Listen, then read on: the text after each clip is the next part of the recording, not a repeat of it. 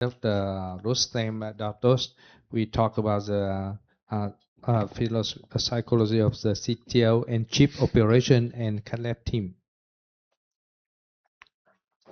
Nice couple talks with very beautiful cases from previous two speakers. This will have no cases, but more kind of overall talk about our specialty. So this picture taken in Nepal last year, it's if you look at the complexity of complex PCI, CTO is probably on the top, where the Everest is. And if you have operators with complex PCI skills, mental skills, and A team, then many of those cases are possible. So what drives a CTO chip operator? I guess personality, a need for challenge requires problem solving, and the fact that patients with symptoms needs help, and you have set of skills to help that patient. And sometimes you need to be a bit of brave and have to be able to stand long cases in the cath lab and probably get less money than your colleagues who do more cases in the same period of time. And of course, you have to have a lot of support.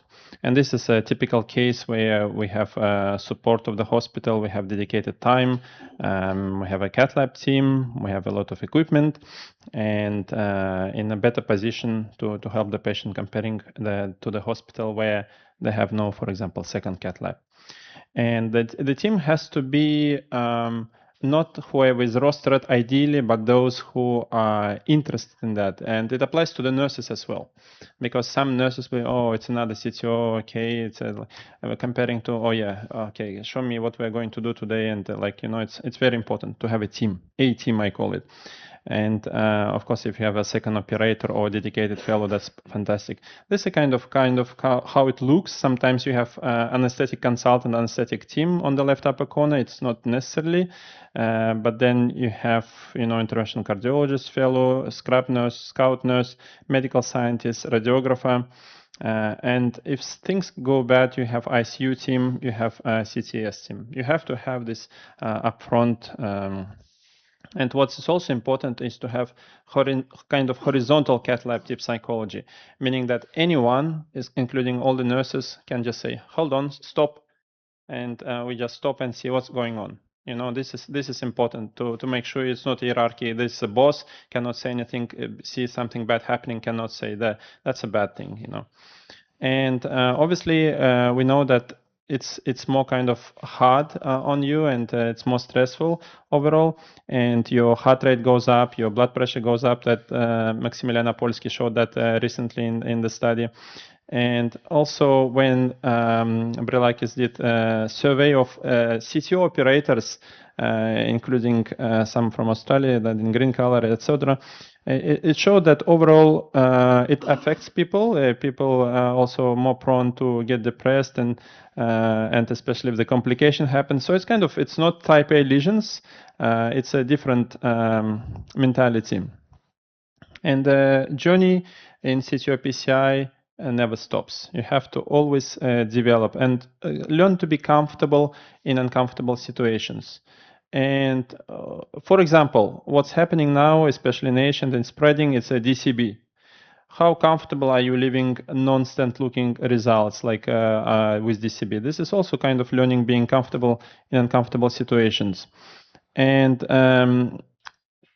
if there is no indication in CTO, it's very important. You feel uncomfortable in uncomfortable situation. This is sometimes it's difficult, especially if you do proctoring, and you say you cannot say sometimes no, but sometimes you have to say no. But it can affect someone's person who invites you and may not invite you again. So a lot of things like that you have to think about. And this man did first in man POBA. Was it stressful for him? Just think about that. And yes, stress will be less as you have more ease in your pocket, as you develop yourself, and you have support. If you have colleagues supporting you, not watching you, oh, okay, complication, ha ha ha, like that, So yes, it's obviously it's more than type A lesion. And for example, this is one of my favorite Japanese operator, Satoru. He was asked by Manus, okay, do you feel stressed during CTO PCI? And he said, no, not at all, because the vessel is blocked. He gets more stressed if it is STEMI or suddenly the vessel gets closed. That's a different. Because him and many CTO operators, they kind of work in this state of flow when existent is temporarily suspended. On the X scale line, you can see that your skill level, when you have high skill level and you're faced with low level of complexity, you're in the apathy mode. Apathy, like what I'm doing here, like you're given some type A lesion or a TAVI workup or heart failure angiogram. At the same time, if you're training, your skills are low and you're giving high complexity, you're anxious. But if you're high on both sides, you're in state of flow. And you essentially fully immersed, you're energized, have energized focus, and you enjoy the process of activity. And you have high degree of control, and everything looks like effortless. So there are 7 flow conditions. Obviously, you're well trained, you know what to do. And one of them I like freedom of distractions, because sometimes it comes to, especially if you go to different labs, sometimes people put music. You may not like music, or you may like music, but it's not your music. And sometimes people chat and they think, okay, I'm concentrate on this case, but 2 nurses chatting about the weekend, so they're not a part of my team, These things, it's called distractions. And obviously, other thing is we always open to experience. Some learning something new. This is Rodin cut technique. I read it by Gregor. I like to learn from Gregor a lot. And this is my mentor, Stefan Rinfen, published it. This is probably my default technique for left main. 2 stand. If I need to stand, hardly ever I do 2 stand nowadays. But if I need, I do this. I don't do decay crash, for example. And then, for example, how comfortable are you to, if you have a perforation of LAZ, go to star and then balloon that or stent if necessary. So you just oppose adventitious to that, but you have to dissect the vessel intentionally to stop the bleeding. This is also a lot out of comfort zone, and it's a lot of deeply mental skill challenge, but it's teachable. And I saw how Lorenzo Azzolini did it for the first time, how Bill Lombardi was teaching him in live case, and it went very nice, successful. So is there room for mental skill training that surgeons have? We don't usually have it. And should we have this mental skill training? So there are a lot of papers in the surgical literature about mental skill training, and this is something started to happen in the cardiology as well. Mental skill training shown that you essentially become a better operator, especially under stressful conditions that in CTO PCI sometimes may happen, especially in a high-risk CHIP patients, and if you don't have impeller and mechanical support, etc. And obviously you get more satisfied and less burnt out. So mental toughness is one of those skills. It's essentially you remain cool and the whole team is watching you. You're like a pilot of airplane. And arousal is also very important. If you kind of in the sleepy mode, if you're not aroused enough or you're too much anxious, that's not good. You have to be somewhere in the moderate kind of. And have we ever been trained that? Can it be trained? Yes, it can be. Or is it simply also a type of personality? And I guess it's good if you have this type of personality to have this mental toughness. Attention focus is also very, very important. If you have a double scrub possibility, body working with you, it's also helps. And obviously, what worsens is, for example, last night people went for party, but this morning, if you have a CTO on the list, it's not good, So this is one of my mentors stay in Australia. We work together. Did 2 days ago we did live case with Impella. Mental imagery is also important. Like all CTO operators do that. When we select the case, we say yes to the case. When we prepare the night before, etc. where negative visualization is also important. You have to, okay, complication may have perforation, what I'm going to do, I should have a papyrus stand and so on. So it's like playing chess, where you look in your steps ahead. Internal monologue, it also applies to that, where you just talk to yourself. It's provided you don't speak loud, it's okay. You talk to yourself and think also, what's my next step? And cohesion with the team, very important also. As I mentioned to you, talk to your team and know what's happening. So this can be trained, as we discussed. And of course, the more CTOs you do, the better operator you become. But the thing is, when you start you're out of fellowship, I see a lot of fellows on this conference. That's a bit different. You know, that this will come. The experience will come, the more case you do. But initially, you think you're well trained, you came from CTO center. Okay, give me next cases, you do successfully, then something happens, you fall down, and then you're depressed, kind of in desperation valley. And then it's if you're a correct type, if you take it seriously, analyze what happened, you eventually will get there.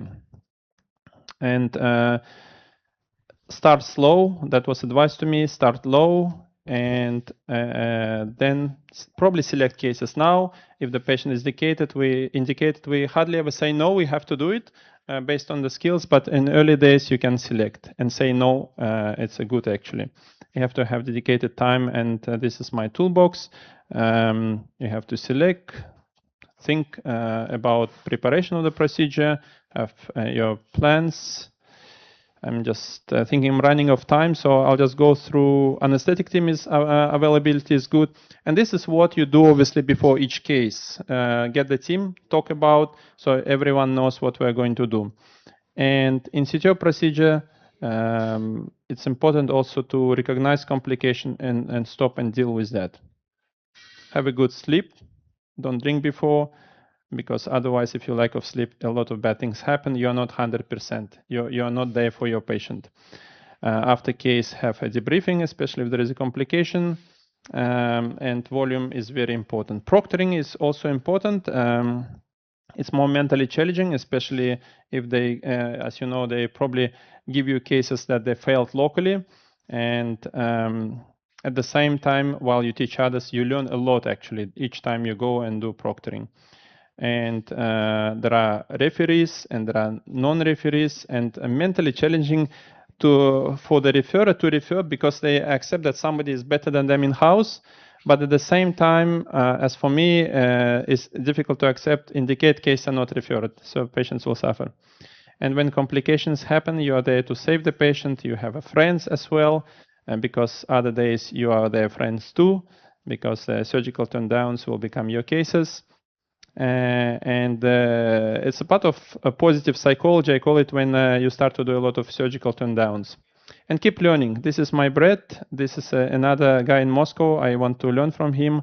And you keep learning by going and visiting masters in certain things. And this is me on the left side, my Uzbek plov in Brisbane. It's a national dish in Central Asia. And this is, I'm proctoring CTO in Uzbekistan. In between cases, they proctor me. So that's very satisfying. And recently I've been to Azerbaijan. I learned a new type of pilaf, shah pilaf, and I'm going to learn that. And the final slides.